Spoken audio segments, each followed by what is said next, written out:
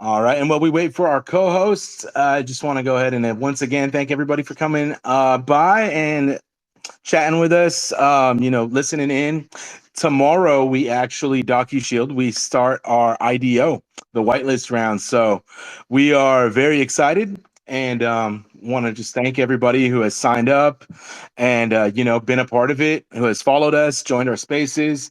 It's been quite the ride so far, and we are excited as hell for tomorrow. So if you haven't registered yet, KD Launch is the place. Go ahead and get registered and participate in the IDO. I mean, we are definitely going to try to move some mountains around here. So I was just speaking with Tech Fleet too, so I know they'll be joining us here in a minute. There we go. Let me send an invite to co-host. There we go. Hello. Can you hear me? Hey, yeah, man, I got you. All right, how's it going? It's going. How are you? Oh man, good. I have nothing to complain about, man. I was just telling everybody in the space that we are closing in on that IDO tomorrow. So, I mean, I'm just pumped about it and just super motivated to, get things cracking. Yeah, congratulations. That's going to be a Thank you. huge year for you guys, for everybody on Yeah, Kadena. man. Absolutely, man. And there's so much, and I'm really glad that you were able to put some time out here to talk to us because it is going to be a huge year for Kadena. And I can just see scrolling through your page and looking at all the different stuff that you throw out there. I mean, there's a lot of infrastructure that needs to be built, and I mean, having somebody like yourself recognize that and kind of raise awareness is awesome. Yeah, I agree. I think we're at the very early stages of the Kadena blockchain, and we've only just Mhm. begun. And Yeah. we're looking to contribute to anything that we can in terms of value to add to the Kadena blockchain. So any dApps that we can build with others or for others, and before other people can get to it, doesn't really matter. At the end of the day, it matters that the community has it available. Exactly. And that's something we're looking forward to as well. Just being able to, fill those voids. We've been talking to a lot of people, bringing them on board as far as developers who are, Haskell developers that we're trying to get over. I mean, after talking with Steven from Kadena Bet, and just the wealth of knowledge that he has being a native Haskell developer has been like, wow, like, all right, cool. We need somebody with that extra layer of knowledge on our team. And because Pact is its own little thing in itself, but if you know the underlying technology and language behind Pact, then that's even, I mean, that's even more of a one up, not on anybody, but just for all of us, Right. Yeah. Cool, man. So you want to really quick just give everybody a quick introduction on yourself and Tech Fleet and your experience in crypto and what you plan on doing. Yeah, absolutely. So my name is Morgan. I live in Portland, Oregon, in the U.S., and I came from pretty varied background in tech overall. Came from Mhm. sales for a little bit, and I was in IT, and I went to school for IT and UX, Mhm. and then got into product ownership. I was a product owner running basically product life cycles Mhm. for about 5 years before getting into UX roles. And Mhm. so everything that I kind of started in my career, I take into Tech Fleet in the form of these apprenticeships that we're doing with each of these different roles cross functionally on a team that builds software. It needs to Mhm. learn how to work with each other. So we everything I kind of learned to do outside of school, reverse engineered in terms of the design process, the development process, I brought into Mhm. the real world way that we do projects in Tech Fleet. And to this day, we're trying to really pioneer what schools don't really teach in tech. Mhm. Yeah. Yeah, that's something you really got to go out there and, kind of take it upon yourself to learn, like you're saying, the product life cycle, where's the right way to start so you don't move backwards in the future when you're developing. And so Oh my sometimes, god! this, yeah, you got to learn the hard way sometimes, unfortunately.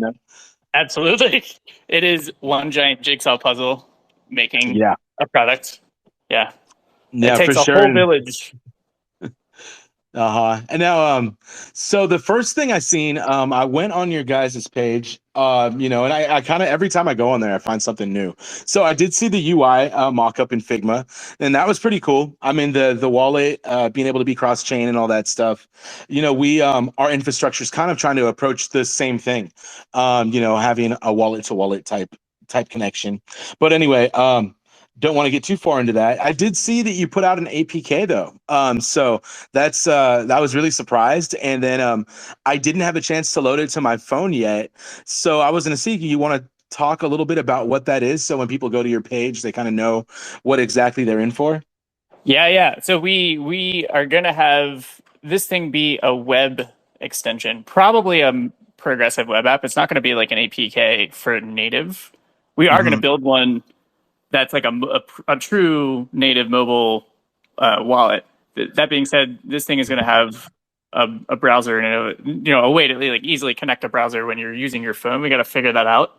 Hmm. Uh, the the main sets of features that we've focused on in kind of this vision that we're heading toward in terms of what we're building is all around really my experience of the discrepancies and struggles that I've faced over the past 2 years sending Kadena across Hmm. chain, and like the learning curve that I had to go through, and I know everybody else has to go through to Yeah. understand the technology itself, and then the consequences if you do the wrong thing Hmm. on the blockchain. Like if you uh, send an NFT to a wallet on a chain that doesn't exist, Yeah. what happens on Kadena? That's not a good thing. Not a good thing happens when you do that. Hmm. So we're trying to introduce features to for the layman, for the person that the layperson that is coming into Web3 for the first time, innately Hmm. doesn't necessarily understand how the technology works and the implications of actually using it. And that's to me is our design challenge. Our design Right. challenge is to make the user not think at all. There's a book called Don't Make Me Think. It's one of my favorite books in UX. And it Hmm. literally says the user's going to need to understand what they're looking at and what they need to do in 5 seconds. So you need to design things like a billboard as if they need to Hmm. scan quickly and take all the thinking away for them. Any level of thinking is going to be adding to their frustration. It's going to be adding to their like necessarily negative, not necessarily a negative experience, but they could leave. Yeah. They could become really frustrated Yeah. or confused. So there's a Absolutely. couple things in that wallet that we're focusing on, in particular, what we call in UX visual feedback, just representation of what's happening in the system. So Hmm. the one part before you send it, we're, we have to vet, we have to figure out if this is how we would do this on a technical standpoint, but checking if the Hmm. wallet exists on a certain chain before you Hmm. send it. Finding out, like in Chainweaver, the preview, before you send the transaction, it'll tell you if it's write succeed, and Hmm. it could have you avoid spending a lot of gas if it fails. We're gonna take measures to like prevent lay people from making those mistakes uh, as much as we can, Absolutely. and it's always got to be validated by talking to people. So everybody who's Hmm. listening on this and anybody in the community, we're going to be going out and doing user research on this Yeah. stuff.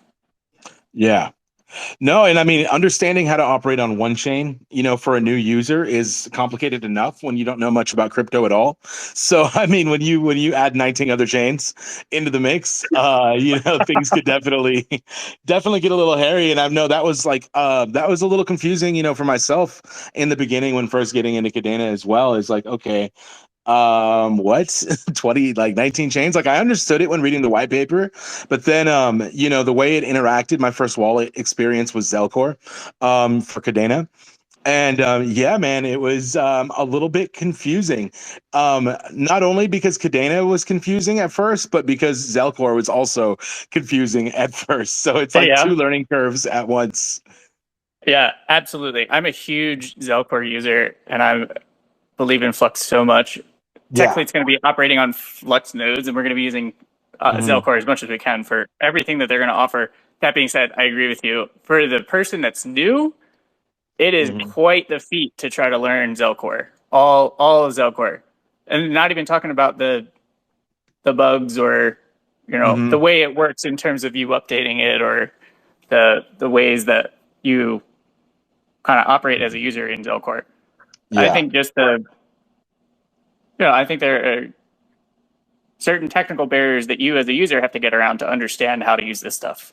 Like sending across the Binance bridge to BSC to ETH for Flux. Mm-hmm. You have to have the right BSC token or the right BNB token on the right blockchain in order to actually use it for the gas. But if a layperson doesn't understand how BSC works, they can't even use it at all. And that's our overall design challenge in the Web3 world. If we are going to be able to reach mass adoption, there's a huge technology learning curve barrier to just how the way this stuff works and the way we have to build the experiences around it. Absolutely. Now there are some things though, not to just only bash on Zelcore Oh no, I love it. It's a great, not to bash on it at all. I love Zelcore. Yeah. I use it all the time, every single day. It's very, very confusing for a lot of new people. I help a lot of people a lot with Zelcore. Exactly. As much as I can. And there's things on there that you can't do anywhere like else, in any other wallet. There are things like if I want to turn my KDA into Stellar, which I do quite often just because Stellar sends so fast. If I'm going to pay somebody immediately, I'll just, turn it into like you'll turn it into a native Stellar token or native XLM. Yeah. And that's pretty awesome, man. I mean, no, I can't see anywhere else that does that. And it works fine. I've sent it to after doing that, changing KDA to Stellar, I've sent it to exchanges, I've sent it to other people, to Stellar wallets. I mean, it's just like, it amazes me, man. That's one of our challenges though too, building our app and stuff. It is why we're trying to get a lot of user feedback, is just, bringing people on with something that it has to feel like something they've done before. It can't feel like it's a brand new experience. They just want a solution and they don't want to have to learn anything. Is kind of the reality of it. Absolutely. And you think about like your competitors are Google Drive. One of the most seamless experiences out there on the web right now is like all of the Google apps. They definitely go far above and beyond in the way that they like do their user-centered design process. And I think your baseline is Google Drive in terms of like people's expectations of the user experience and how easy it is, how easy it could be. But within your context of blockchain, right? Like you're doing so much more than Google Drive in so many different ways. Yeah, but definitely, I mean, when putting together the UI initially too, and everything, like I downloaded all the apps from all the big boys and looked at them and, mimicked aspects from different ones that I liked, trying to, get it in there, and just make it easy. So we want to make it feel familiar, to everybody. So everybody's familiar with Google Drive, and we definitely took some notes from that and from Dropbox, and you have to. I mean, to be able to really compete, they've already done the testing to find out what works, what doesn't work. So why not piggyback on that and then expand? Exactly. Yep. And the way they test is so often too. They do little tiny experiments every day. It's like it's a really modern approach to design that I love. Definitely. So what's the in your history, of working with all these different projects and stuff, what would you say has been one of the most exciting ones to work on, as far as something new and innovative that they're bringing? And I gotta come in here, and I've been waiting for a while, and I gotta come in here. Oh, you know what? Yeah, who's speaking?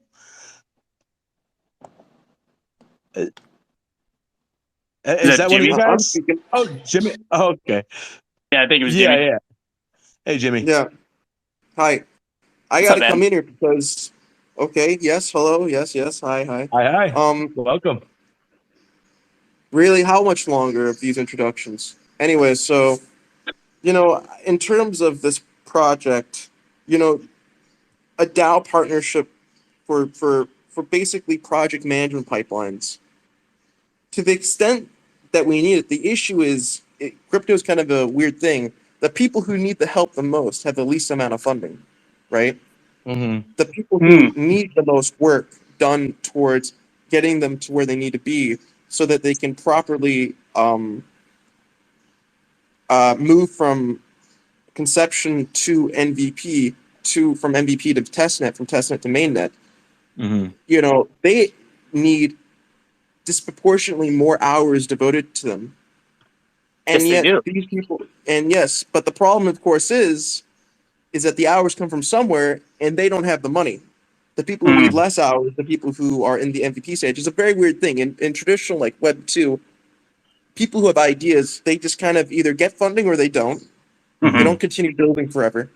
And then once they're at the, there's no testnet stage. Once they're at the product testing stage,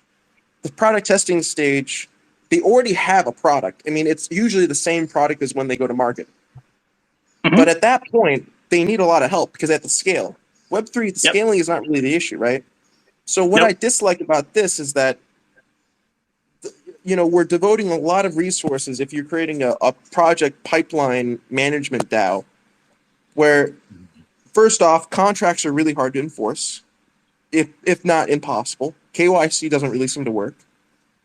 And the people who are coming to you, it's internet, right? There's no real filter, right? So you don't know, not only can you not trust them per se, but we don't even know if they say who they are, pretty much, when it comes to their experience and skills. You'd be helping them for a year. When you get to testnet, turns out they actually don't know anything about what the product they're really trying to build. Because you don't really meet these people. I mean, if you're going to go into a business where you're devoting hours, which is an investment, and you never actually meet the person, right? This is a unique 2022 phenomenon that's just started recently. That time would be wasted. And if there are problems, if people feel like they got time wasted, it will lead to a massive negative PR scale for the DAO itself, meaning that for every additional failure, which took a year or two to figure out, will lead to exponential loss of confidence in the DAO, right? And yet it was not the DAO's fault, correct? It was not the DAO's fault. It's just Kinda. the structural issues regarding Web3. So that's my Not problem with this project.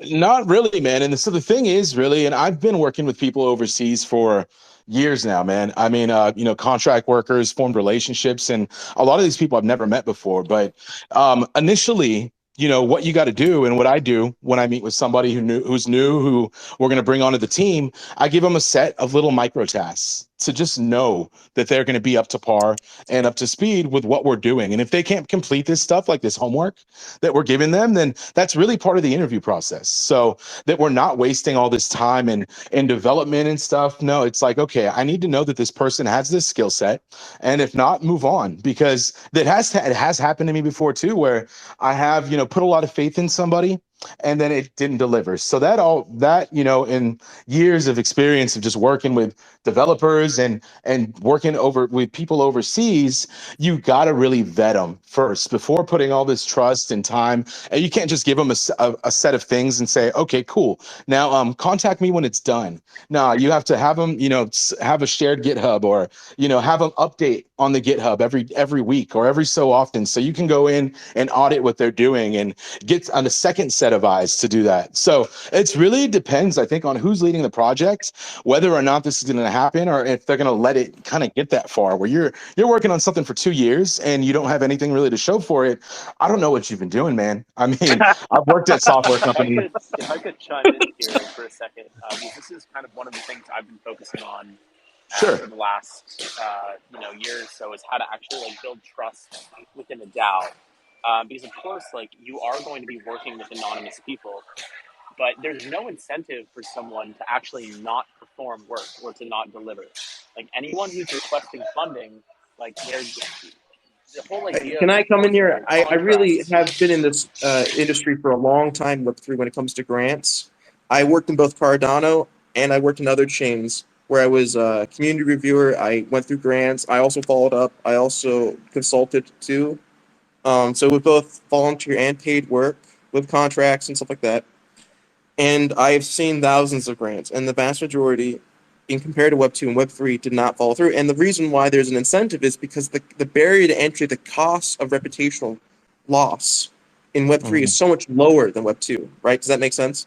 Like if someone Sure. doesn't perform the work, they just change their username, right? And if you're going to Silicon Valley, it's a relatively small industry in Silicon Valley in terms of like who everyone kind of knows each other. Yeah, sure, there's 1,000 VCs, but 1,000 VCs, people move between VCs all the time, and they kind of, if they drop a name of someone who's untrustworthy, you just lose access to this important mass amount of funding. But if you go to Cardano to another system, then it's very sad. It's very sad because you can just present yourself in a new way. You'll get funding again. I can tell you right now, for one trend I worked for, of maybe 300 grants that were given in the last 6 months, again, some of those grants started before the market completely tanked. I would say 550 have led to nowhere, meaning that they never even got anything, either an MVP that they said they would get or go to mainnet from testing. Mm-hmm. I mean, it's really bad. I think you guys underestimate how bad it is. Yeah, that's a great point, Jimmy. I have a couple of things that differentiate us completely from talent DAOs and from everything you're saying. I'd like to go over that stuff.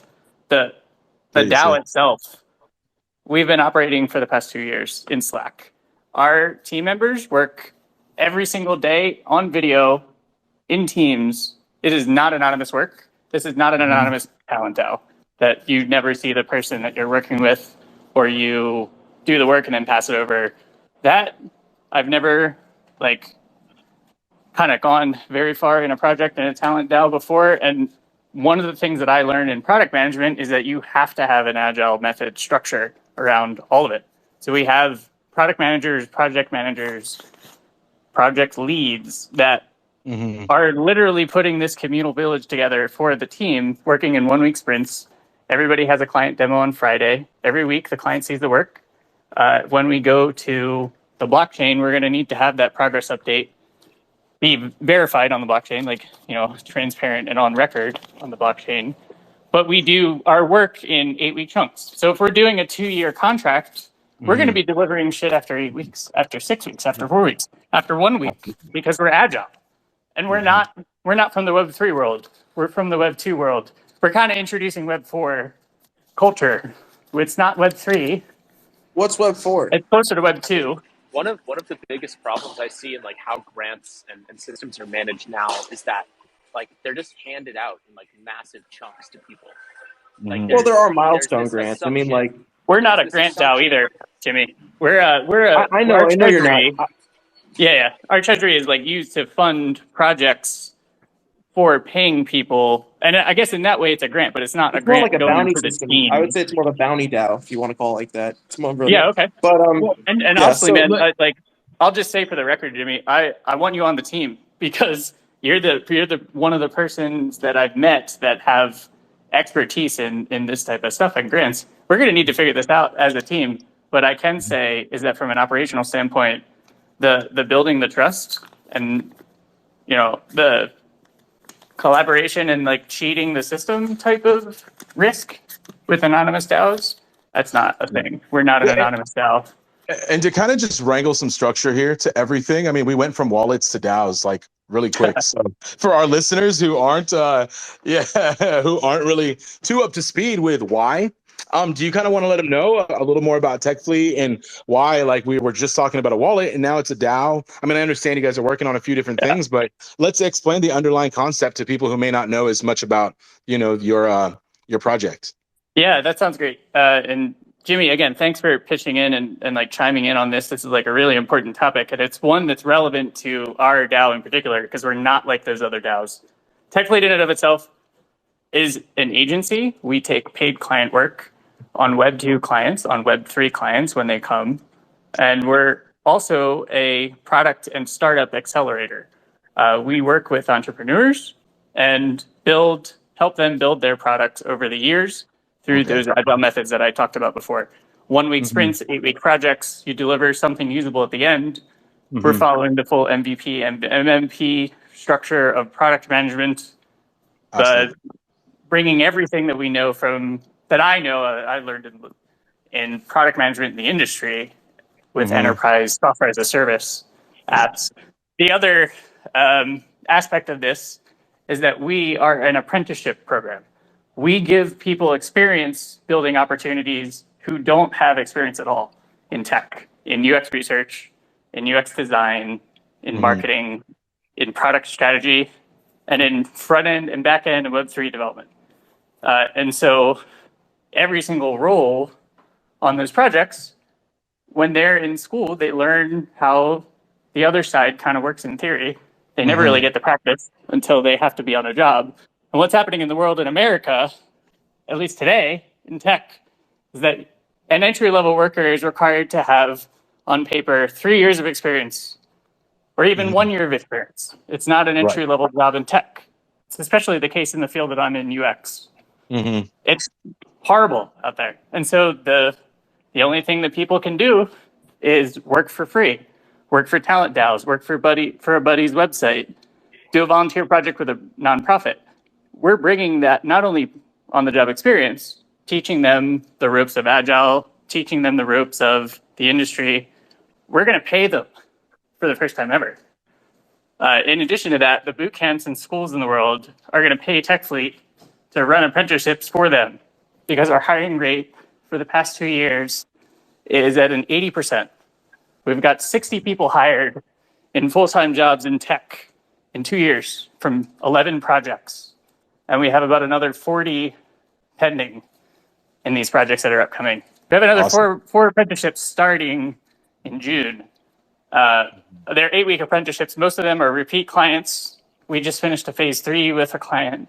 We're going to be on to a phase 4 with them soon. And most of our clients are just on retainer. They continue working with us. We pick up the work after the 8 weeks. We do, your general work agreement, and we have to keep it agile so that if something changes in the middle of the projects, again, the importance is deliver early and often into the hands of users. Jimmy, what you described before is waterfall. We'll never, ever, ever do waterfall process. That's kind of what UX and developers are kind of taught in school. I respect that. I mean, Agile is very hard to implement, but I understand. It is. Yep. And you can go into Tech Fleet Slack at any point and watch the Agile work happen. Our web calendar is open for anybody to see. I want to join Tech Fleet. It's dirty as I hell. want to be a leader in Tech Fleet. I want to be the next Tech Fleet tech. Join us, man. There we go. Get the passion. That's for and sure. So the other aspect, I guess in the future, we're going to be a venture capital fund that's crowdfunding, but we're not just going to be the finance. If the DAO treasury if the DAO is voting to build new ideas and build new products, this is going to be a platform where anybody with any idea can vet it in the community. And we have a sliding scale in terms of budget. Our full-time rates are not nearly half what agencies are in America. So we have a sliding scale for the small person, the entrepreneur who has an idea, who wants to test it. I want to build a hypothesis platform. Anybody can just post something. Ryan Madden making a crazy post on Twitter. What if Kadena made a rewards program for e-com? He could post that on the platform. We could vet it as a community. And then the DAO could, if it's true and verified enough of an idea, Tech Fleet builds it. And if Tech Fleet builds it, maybe it generates revenue and it goes back to the DAO. And then that gets split among the holders of Fleet, in theory, the DAO members. So we're kind of encompassing, I don't know, I always say we're encompassing a whole lot. We're not only an agency, we're not only a startup incubator. We do a lot of pro bono work with nonprofits too. One of the most exciting clients that we have is a social media app for teens that we're building. We're in the phase 2 right now. So we do a lot of Web2 work right now. We're going to do a mix of Web3 when we can. And we're going to build open source products immediately. So that's what the wallet was. The wallet in the beginning was our next apprenticeship is coming up next week. Okay, I see. So if somebody has no experience, right, in the industry but wants to get started, they would pretty much contact you, and then you would align them with a senior developer to help kind of assist them and learn at the same time? Is that kind of how things would work? Yeah, they would apply to an open apprenticeship if it's open, and then go through just like a job. We try to treat it like a job simulator. Go through Sure. just one half-hour interview, and the leads. There's a buddy system. So every role, the UX designer, the UX researcher, the product manager, they all have lead roles. So one lead, and then multiple apprentices. And so the leads are also potentially in it for the first time ever. They have done the work, but they maybe have never led before. And they're first time leaders. They're building experience in leading. They interview the apprentices. So they get to know them in the hiring process, so to speak, before the apprenticeship begins. And that's kind of part of the like relationship building that we do with every project. It's like it's called self-organization in the industry. You get a bunch of people together, you empower them to come together and structure their organization to do whatever tasks they need to do themselves, not have to rely on me or another person to do so. So today, I'm the product, but I want the platform, some platform to exist in the future to kind of like automate this stuff as much as we can. There's always going to be a human component to what we do. We're going to have governors at the top, you know, in the DAO. And Grant, I think like your model for the DAO is something that is extremely valuable in the way that it's set up to kind of like thwart some of the things that Jimmy is talking about. Especially with the governance attacks and everything. And we're going to be like iterating a lot on it like when CADEX launches, because we have this 3-month voting multiplier curve, like we're going to use that entire time for like testing of all of the various mechanisms associated with the DAO. Nice. So because like we're taking a very kind of like new approach. Like we don't want it to be just like a free for all, but we don't want it to be overly structured. So we're really trying to make it be like this hybrid where it's like still a free flowing organization where people can come in without like revealing who they are, still as anonymous people, and like still create a sense of trust. And then people, it's like, I think Jimmy, that's one of the things you were getting at is like there's this issue in DAOs where like people can come in and they're just like anonymous people, and there's no way of identifying like if that person had like applied for a grant and like gotten money and is now just like applying with some bullshit, asking for money, then dipping. Like there's no way to verify that. Yep. So one of our long-term goals is to actually like build trusty systems that we can use. Also, I'm really sorry, I'm at my Muay Thai gym right now, and there's a lot of noise. I love Muay Thai. It's a lot of fun. But yeah, so we want to really build these like trusty systems where it doesn't matter if you're like anonymous or not anonymous. There's still like a sense of trust that everyone has for everyone else, and that's kind of where like Fibrous comes in. One of the tricks is like tracking that across accounts, and like if a person makes a new account, is there a way that we can reference wallets to identify contributors? And there's all kinds of problems we need to solve with it, but I think in the long term, it'll build something that actually does really well. Yeah, and on top of that concept, I think the voting by contribution is an important aspect of what we want to do in the DAO too. Every project increases your completion of a project increases your voting weight, and any way that you would contribute to the DAO, I think in theory would up your voting weight in Tech Fleet. I've been reading a lot about we need to up our voting weight in Tech Fleet. This is extremely important. I'm tired and I'm sick of quadratic voting pushing an undemocratic process whereby if you have more coins, you get more say. I hate that. I don't like that at all. I agree with you, Jimmy. I hate it. I actually, I'm not a fan of like whales running everything. I think that actually is detrimental to like what Web3 is about, which is empowering smaller people.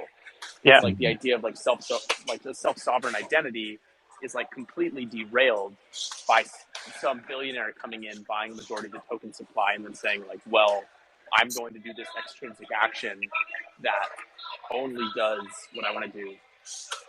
Also, I'm really sorry, my class is starting, so I'm going to have to go. It's been lovely talking to you all. No, Cheers. thanks for Grant, thanks joining. for Yeah. like You need stopping to by, man. join Tech Fleet. Yeah, I love you guys. All right, farewell. Thank you. Have a good one, Grant. So that kind of like leads to a question that I have and about DAOs. It's like, at what point, especially with what you're doing, at what point does governance get in the way of progress of a project? Yeah, And when is I've it been too thinking about much? that. And Oh yeah, I've been thinking about that a lot. I think what I want to do in Tech Fleet is have the governors come up with proposals that are fleshed out by the community. I think KittyCat project and there's a couple other projects that are doing really great processes for vetting things before they get into a proposal. They have a place in Discord where they can basically loosely brainstorm things before decisions are made. And I think they don't necessarily have a formalized DAO on chain, but the concept of that, of providing input from the community when they have something to say about it, I think is always something that we should do. And the platform, I think, should have components of forums or something that not only can you bring ideas to the table for us to build and for Tech Fleet community to build, but also proposals for the DAO, like having forum discussions around what we could be doing in the future as a DAO. right. I think, like Grant, there probably need to be someone kind of, accountable for that at the DAO level. Yeah, no, for sure. And then, I mean, it also becomes like, all right, so what is going to be voted upon? Every decision? Or is it going to be these major decisions that, do so, when implementing a DAO for us, let's just say Docushield, what our DAO is mainly going to be doing and mainly going to be using, and we're not even 100% sure where exactly it's going to be hosted. There's a few DAO solutions that are already out there and pre-made, but really it's going to be for every year when we release the 50 million tokens that are going to be released that year. Our DAO is just it's going to be users who are deciding what happens to those tokens. Are we going to burn them all? Are we going to distribute them to people who are node operators, or what percentage is going to happen? And the idea, to kind of not get bottlenecked anywhere, is present 10 different models and then have them pick of these 10. And if there's better ideas, maybe they can express that. But we're allowing some say. And I don't know, is that too centralized still, in your guys' opinion, of a DAO, to have somebody who is in charge of presenting them with 10 different items? And then again, when does it become just a roadblock for progression? Yeah, I wondered voting on that too. everything? I wondered that too in the beginning, and I had a conversation with Daniela from Cadex Mandrake, early days, and the way he was describing it to me from a Web 2 to Web 3 perspective is like, you as us Tech Fleet, we're doing peer-to-peer validation just like a consensus mechanism on the blockchain, but we're doing it through people. So it's like a multi-signature model. If how much is too much? I think that's not centralized if it's peer-to-peer. If it's peer-reviewed, it's decentralized in the world of off-chain, right? Gotcha. Yeah. And we're going to have a mix of on-chain and off-chain decentralization. We're going to have a lottery for apprenticeships on-chain. We're going to have approval for like the weeks of work off-chain, but it will be recorded on-chain so that people get paid. And then for like DAO voting, I think how much is too much? How much is like going to hinder the progress? I think for big decisions that might affect the DAO's going to vote for Tech Fleet on project funding, the governors, the way we kind of distribute our supply, and the treasury as a whole. So kind of the similar things that you're going to be voting on. I think it's also important to stay iterative, to stay flexible. If we don't want to set up a DAO that is always going to be the same, Pact is upgradable, so we can upgrade contracts with ease. Unlike on Solidity, it's a goddamn nightmare on non-upgradable contracts. But we can kind of take it chunk by chunk, which is exactly what Tech Fleet has been doing in our org for years. Like iteratively growing. My view of this is that DAO governance is almost entirely chaotic right now. It is chaotic. Oh yeah, absolutely. It's always based on the token weight, Well, it's based on they say it's decentralization. In truth, it's just a lack of leadership. And well, unfortunately, go ahead, Jimmy. Sorry, go ahead, Jimmy. No, I'll cut you off. I believe that there hasn't really been enough thought in how DAOs really should operate in a way in which people don't leave because they're angry at how long it takes to make decisions. Yep. Agreed. And yeah, for example, there's a lot of people who've been trying to theorize DAOs for a long time before they're called DAOs. And now some of them are involved in Web3, and they're really bad managers. I've seen them hired by blockchains. Most of these blockchains are run by or founded by people who have no idea about business, to be honest. They were lucky, they're good developers. They got into the blockchain business and people believed in them. And then they start hiring. And they start hiring really the worst of the worst when it comes to people writing buzzword books. And for example, I know this one guy who wrote a book called I don't want to say his name, but it was about decentralized organizations, right? And how they could affect business in the 21st century. It's around there for the title. And when you actually meet this guy, he's running meetings every week for this blockchain to run their DAO program. This guy has really no idea how products are actually made. He is a bureaucrat. And what has happened is they have replaced peak bureaucrats. Anyone who was trying to run a DAO tried to come from the clouds, bring their ideas down to us plebes, the plebes. We are merely, for them, the cockroach investors, right? Because a lot of us didn't sell, we're loyal, but we need our money back. We want our bags back. We got to grow them. So we're forced into a position where we basically cannot leave because we've lost so much money. And that's a form of basically, it's a power relation that shouldn't really happen. That these people who believe in you have actually lost money working for you, to be honest. And yet you're still there working for someone, and you're claiming that you're one of the leaders of a DAO, it could be, for example, right? And basically what happens, you throw everyone a bone, and everyone runs for the bone. You give them a project, they basically run. And the amount of elitism, snobbery, and bullshit that comes out of these people, usually from California, is pretty amazing. And that is why I would never ever work with a California person, Oh, thanks, dude. Yeah, California people are so detached from reality. The vast majority of the projects being built right now are not in the U.S. They're That's in, geologically racist. So well, there's a back reason why everyone's moving to Austin. I think that there's a real reason. There's a real valid reason, right? And I also think that these projects don't appreciate when they are from India, where they're from Ukraine, where they're from the Philippines. When they go to these meetings and they hear buzzwords, there's a no bullshit stance from a lot of these people. And they don't want to hear a politician pretending to be a Taoist or Web3 leader. And so they just take their money and their time elsewhere. And that's what they're doing now because they see through these people. The emperor has no clothes. Most of these people have not created enough value to justify them talking so much. They are auction thieves. So I think that feeds back to what Morgan had initially said. I think one of the key things and the most important things when voting on anything, and probably the first thing that should be voted on and agreed upon, is the timeline, right? And these milestones. And if we don't hit those, then this project's dead.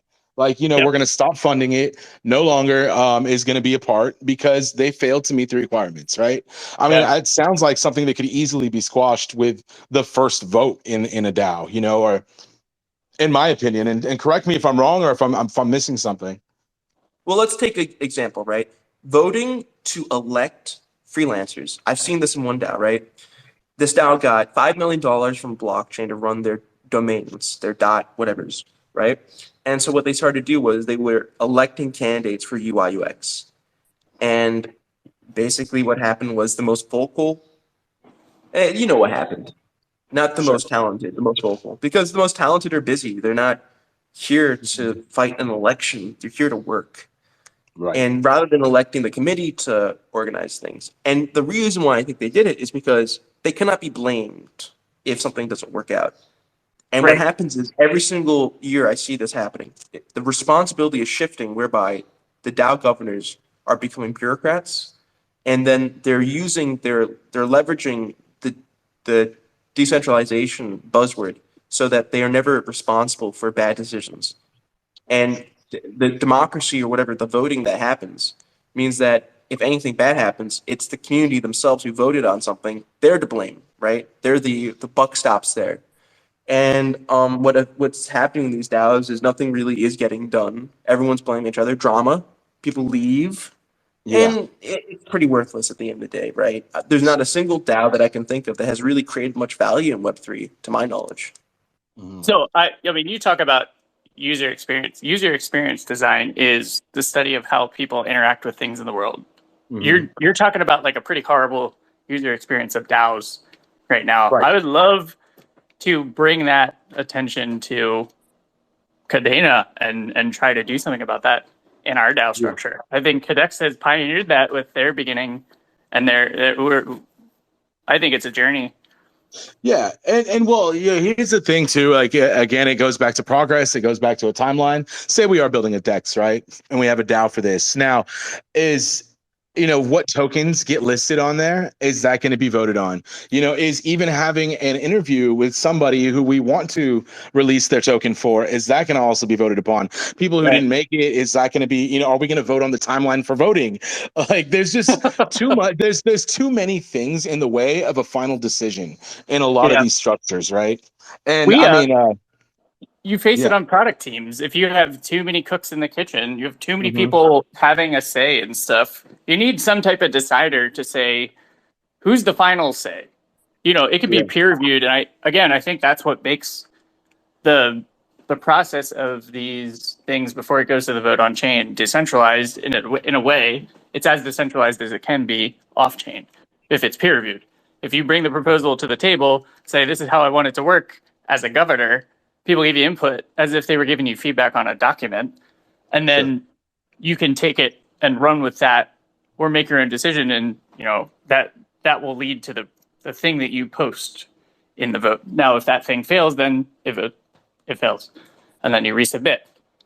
But I think it's still, in my mind, it's still like helping the cause, so to speak, if we manually peer review things. But I don't think you should present everything like in terms of a vote. I would, try to get like an outcome to the vote. Sure. Put together a bunch of thoughts, and then that would be the complete proposal. That's the way I think we'll do it in Tech Fleet. Yeah. No, and I kind of like the way that Cardano runs it. I mean, you have the dataless wallet, right? And then you're notified a week before there's going to be a vote. And then I think there's like a 3-day limit to how, when you can participate or when you can go in and vote. And then if you didn't meet that time frame, then sorry. For the record though, that VC, decentralized VC, the vast majority of the money has been wasted. Most of the money has been wasted, and I can give you many, many, many, many examples. And it's bad management, right? I'm sorry? It comes down to bad management then by whoever is in charge of. People always say it's badly managed. Yeah, but you know what? No one loses their jobs. I'm very tired of hearing the whole, he didn't work out. We just have to create a new one and improve things. Why? Because the last one was so badly managed. The truth is, guys, if you vote on who gets money and there's no one actually in charge of following up and no one can risk their job when things don't pair out, then I can tell you right now that I agree, but that's the management. I think to me, that's what you're talking about is what I think we're talking about. Like following up on that. Cardano put a lot of resources into managing it, and actually a lot of the managers are pretty good. Management of like the thing, management of the task. Management, not in terms of like leadership, but management in terms of the process. Like, what are the ways we actually get that thing done that we need to do? Exactly. You know what I mean? That's only the logic behind saying that is that you can do it better. And that may not be true. They have a lot of resources. They would probably have done it better than you, considering the amount of resources they can deploy. They had consultants, very good consultants. They had some of the best project managers out there who were running the VC program, the Catalyst program. That they were really strong people, like Gil, for example, worked at Google. This is a guy who I'm sure was very expensive and he did a pretty good job. It's just that it's internet. It's like Tinder. People come in, you date them for a little while, they take something from you, they run off, find a new person to fuck. Yeah, the lifespan of a tech fleeter is probably 8 weeks. They do their apprenticeship and they're off. Goodbye, off to the real world. Yeah. That's Yeah. exactly how it's going to be when we're a DAO too. And that, People are going to be so transient. We're the stepping stone into the career. now I can kind of see why that causes so many problems. I mean, when I find a good person, I form a long-term relationship with them. Yeah, You know, absolutely. So when you're constantly out here, and like to piggyback on Jimmy's example, when you're constantly dating, you're going to come across a lot of trash that's not going to work out for you. Then there's going to be the one that got away that you wish that you held on to, you know? So, I mean, I think the way that Tech Fleet handles that is Tech Fleet, as the DAO, we build the relationship with the client. We are the ones that are going back to the client and saying, hey, let's do another phase. And you're held responsible for the progress of the project, essentially, which is what's important. Well, we are definitely responsible for it. We're responsible for the client building relationship, and it's not necessarily like at a typical agency, it's like, you know, the really good person that you had for 10 weeks is gone to another project. In Tech Fleet, it's more like no matter who's on the project, you get the same quality deliverable, but we mix the people up each time. And there may be some repeats, but there's like different people. We still, from the client standpoint, they see the same result. We've always delivered, but we've always like been able to kind of adjust the scope if we need to. But yeah, that's kind of how it's like the client is coming back to Tech Fleet DAO itself. And in that way, we're able to maintain the relationship even though people may be working with them for 4 weeks. It's been really successful so far with nonprofits and for-profits in the Web2 world. Yeah, I hope it continues in Web3. You know, that model totally. I think it works, and you know, I think anonymity being available is one of the things that may get in the way of that working the same way it does in Web2. Just allowing somebody to remain anonymous, it totally depletes the accountability behind it. But we are approaching 10 minutes till an hour. I don't want to go too long and lose people's interest or, you know, anything like that. So if there's any questions right now, I definitely want to open it up to any of the people listening. If you got questions for Morgan, for Jimmy, for myself, anything, go ahead and just like raise your hand or request to speak. And in the meantime, I'll let you guys just go ahead and keep explaining the underlying concept behind it, and then also like how we can, you know, as a community, go and participate. What your timeline looks like to be able to actually put something like this together, and what the next steps are, what we can expect from you guys. Cool. Yeah. Anybody here can just come into our Slack and Shadow project work, and if you want to be a part of like user testing, we have that wallet app coming up. And then I'll probably have testing pretty soon. We're in Slack mostly. We have a huge community in Slack. So if you go to our website, techfleet.org, and you go to the Slack link, you can get there. Cool. No, I mean, I believe in these things. This is strong. Everyone, Tech Fleet is strong. If you want to be strong, man. It's different. Okay, it's different in a good way. I think we definitely need to hit decentralization on chain. I think we need to create equal access to tech. And in order to do that, we need to be completely visible on chain and we need to be completely decentralized. Well, I mean, I don't know about that, but all I know is there should be more accountability to incubators because the vast majority of incubators suck ass. You know, they're either owned by banks or VC firms and they don't do very much. If you look at the Internet Computer, look at Internet Computer Protocol, venture capital dumpster fire that like everybody made off with that project. Well, I'm not referring to them. I'm referring that went in on that. Let's take a question. We have Steven up, who's been waiting from Kadena Bet. Always a wealth of knowledge. So Steven did. I gave him ability to speak. What's up, Steven? How you doing, man? Hey, what's up, guy? I like Tech Fleet, as you might know from my tweets. And yeah, thanks for the support, dude. Yeah, I think you might know my question. Can you speak to soulbound tokens and its application to your business, and perhaps having Docushield help you with that? I think that's one of the most interesting things in Web3, and maybe speak to that. And I'll go off. Yeah, absolutely. So it's kind of worth noting we have a DAO chatter channel in Slack, and the opinions of the people that are in that channel from the article that was shared about soulbound NFTs as they were described by Vitalik is like a little Black Mirror cringy.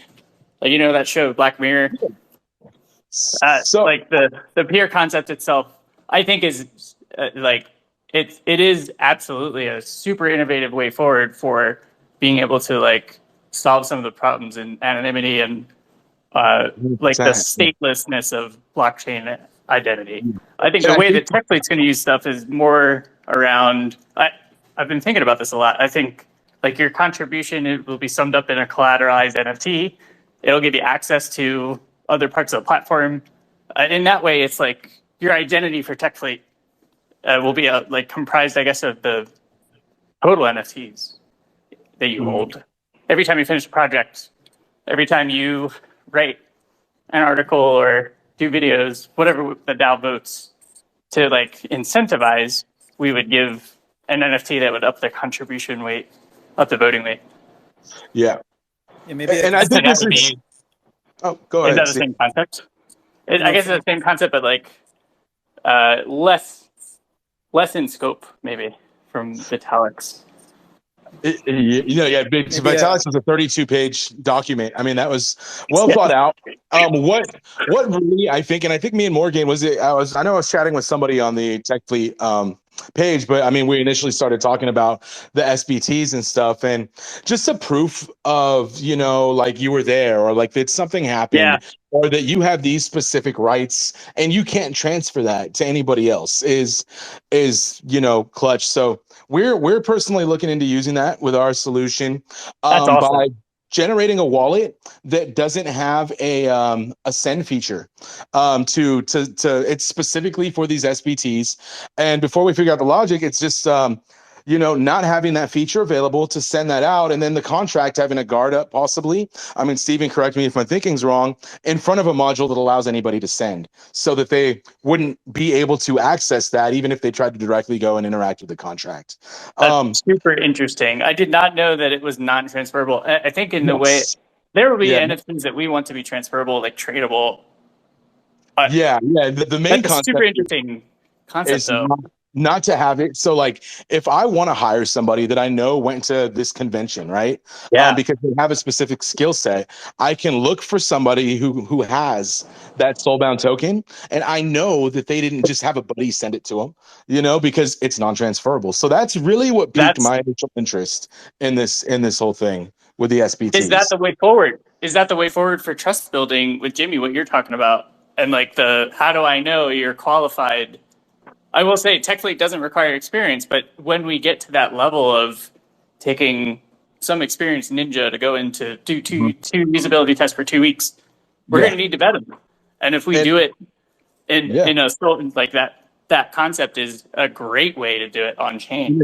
I Somebody love that concept. somebody completes a project with Tech Fleet, then they're Yeah, awarded this SBT. Then anybody they work with in the future knows that, okay, this guy got what it takes because he has this token that you can't get any other way besides completing a project with Tech Fleet, right? that's an You know what, guys? incredible like I value. am on the Slack right now, and I am impressed. Well, And if good. you people in the audience refuse to go on the Slack, God will send you to eternal damnation. In California, he'll send you In California, yeah, I don't even know hellhole what of all California is hellholes. anymore. But I California. don't know what's going on. Everyone's trying to get jobs in this welcome page. But I don't.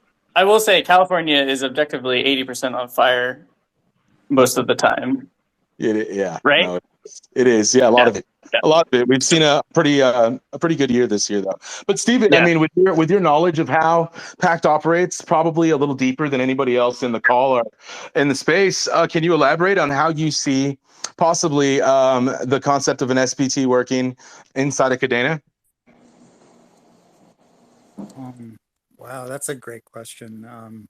I I have to think about that. I'm gonna say I don't know, but I can maybe speak a little bit about kind of my struggles. And I'm a pretty old guy, and I worked in some of the FANG companies. So at Amazon, it's a pretty large company, and I worked on the machine learning team. And Mhm. about 60% of applicants busted when they came in there. So you come in and basically people lie on their resume about where they went to school or their experiences. And so I can imagine almost like you on Marmalade, you mint an MFT and you get an NFT and you get a token, right? And then that token is just, you know, a representation of the binary of a document. That's all it is. Right. And you can change that token. And with Stuart Hayward's content integrity service, kind of how this Marmalade system works is you can constantly sign these certificates. Sorry, that was my wife there. You can sign some certificates, and then you can kind of build this chain of linked NFTs, and then you can verify all the way back through time. So that's kind of how I was thinking about it. And kind of the neat thing is that you could, for Tech Fleet, in my mind, why I'm excited to invest in your IDO if you did something like this is you could basically get the experiences in writing from the people who your clients work for, like the jobs that they get. And then the people write down their experiences with this person and more so the things that they did, that they accomplished and created high value product for these jobs. And then you can attach it to the document. That's what the whole Marmalade thing is about. You can attach this new experience to the document, rehash the code, and it just becomes a new token.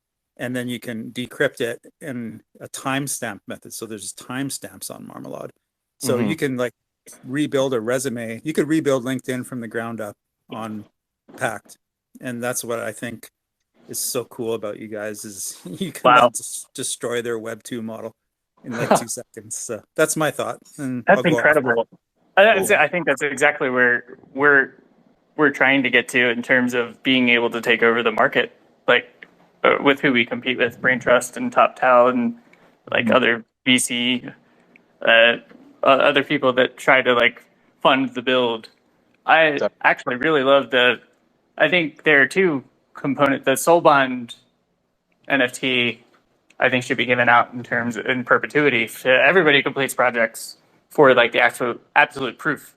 And then I think there are uses with the Soul Bond beyond that too. And then on top of that, the tradable NFT of like, here's your reward, your recognition for the project that has your collateralized tokens in it. That's like tradable, and you can keep it, you can trade it, you can use it for benefits in the platform. Maybe there's both. Maybe there's two kinds. Possibly. I did. I got through the TDLR. Honestly, I didn't read the full 32 pages. And started discussing it. I think the next like maybe 20 minutes after. Just so happens we had a conversation about like right after I read it, and I was like pumped about it. You know, hey dude, check this out.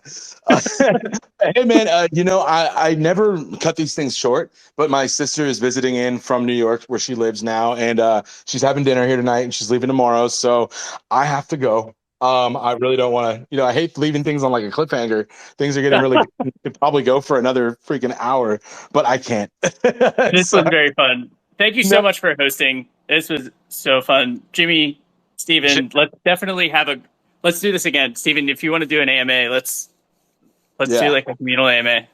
Let's do a part 2 to this too. I mean, there's so much that we can dig into. Definitely Jimmy, Jimmy and Steven, come back for part 2. Absolutely. Yeah, anytime. Steven and I think we're going to be going in with Alfonso this week, maybe on Friday.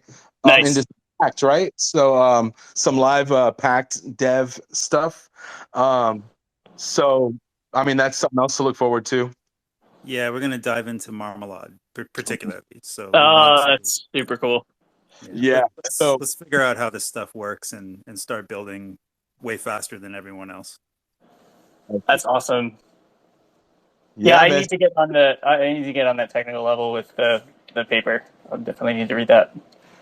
Yeah.